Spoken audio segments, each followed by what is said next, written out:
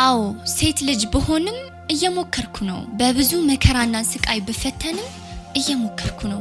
ያመንኩት ወዳጅ ዘመድ ቢቀየርብኝም እየሞከርኩ ነው። ማጣቴ የሚያስደስታቸው ወጥቶ መቅረቴን የሚመኙ ቢኖሩም እየሞከርኩ ነው። ሙከራዬን ደግሞ በፍጹም አላቆምም። ማወቅ ያለብኝን ሁሉ ለማወቅ ወየኔሉ ድብቅ ሰው ነህ እንዴ?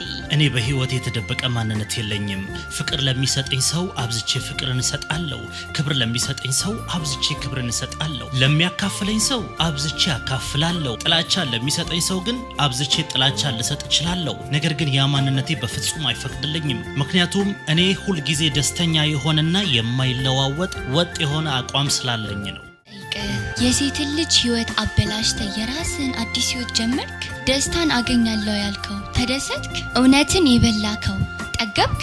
የሰዎችን ህይወት አበላሽተክ ስኬት ላይ እደርሳለሁ ያልከው ደረስክ። ወደ ፈጣሪ የምትመለስበትን ቀን ፍራ። በቆሎ ዘርተ ጤፍ አጭዳለሁ ብለህ ወየኔሉ ይህንን ታውቃለህ? ምኑን ኔሉ? አንዳንድ ሰዎች በትርፍ ጊዜያቸው ካንተ ጋር ያወራሉ። አንዳንድ ሰዎች ደግሞ ካንተ ጋር ለማውራት ጊዜያቸውን መስዋዕት ያደርጋሉ። ልዩነት አለው ታውቃለህ? እያንዳንዱ ህመም አለው እና ትምህርት ይሰጣል። እያንዳንዱ ትምህርት ደግሞ ሰዎችን ይቀይራል። ሰዎች ጎድተውሽ ይሆናል፣ ግን እኮ እሱ ትላንት ላይ ቀረ። ህይወት ሁሌ አዲስ ናት። ለምን ብለሽ ለበደለሽ ሰው አይምሮሽ ውስጥ ቦታ ትሰጪዋለሽ? ዛሬ ኑሪያት። አንቺ ሴት በትናንትናሽ ጠባሳ ራስሽን እስረኛ አታድርጊ። ራስሽ በፈጠርሽው እስር ቤት ውስጥ አትኑሪ። አምልጠሽ ውጪና የራስሽን ብለሴት። አሁን ከማንም ጋር የምትከራከሪበት እድሜ ላይ አይደለሽም። ቀጭኔ ይበራል ካሉሽ አዎ ይበራል በያቸው። አሳ ይራመዳል ካሉሽ እውነት ነው በያቸው። በማይሆን ነገር ጊዜሽን አታባክኚ። ይሄ ማለት እኮ እያልሽ ማስረዳትሽን አቁሚና ከራስሽ ጋር አውሪ። ሁሌም ቢሆን ፍቅረኛ መያዝ ቀላል ሊሆን ይችላል፣ ነገር ግን ፍቅርን ማስቀጠል መስዋዕትነት ይፈልጋል። አሁን ላይ ፍቅረኛ ካላችሁ አንድ ነገር ልንገራችሁ፣ በፍቅራችሁ ሁሌ መደሰት የለም። ስለዚህ ስትጣሉ ለመለያየት ሳይሆን ለመግባባት ተጣሉ። የትም ብትሄዱ መልካም ሰው እንጂ ፍጹም ሰው የለም።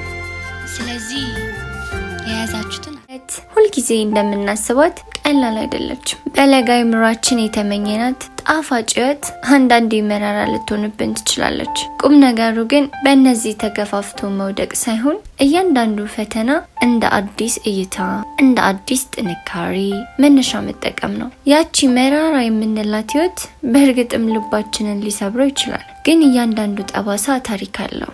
እያንዳንዱ ትግል ትምህርት አለው። ከውድቀታችን መካከል ጥንካሬን እንማራለን። ከተስፋ መቁረጥ ውስጥ አዲስ ተስፋን እንፈልጋለን። ዋናው ነገር በጨለማ ውስጥ ብርሃኑን መፈለግ፣ በፈተና ውስጥ ጥንካሬን ሙጥኝ ማለት ነው። የህይወት ውበቱ መውደቅ ብቻ ሳይሆን ወድቆ መነሳት መቻል ነውና ተስፋ ሳንቆርጥ በርትተን ወደፊት መራመድ አለብን። አንተን ትታ ሌላ ወንድ ልጅ መርጣ ትታ ከሄደች በፍጹም እሷን ለመመለስ አትታገል። ስለሷ አታስብ። አንተም ተዋት። ልክ እሷ እንደተወች ስሜቱ ከባድ ሊሆን እንደሚችል እርግጠኛ ነኝ። ነገር ግን ይህን አስተውል። አንተ ለፍቅርህ ታማኝ ከነበርክ ያቺን ሴት ማጣት መባረክ እንደሆነ እወቅ። የራስን ሰላም ምረጥና እንደገና መኖር ጀምር።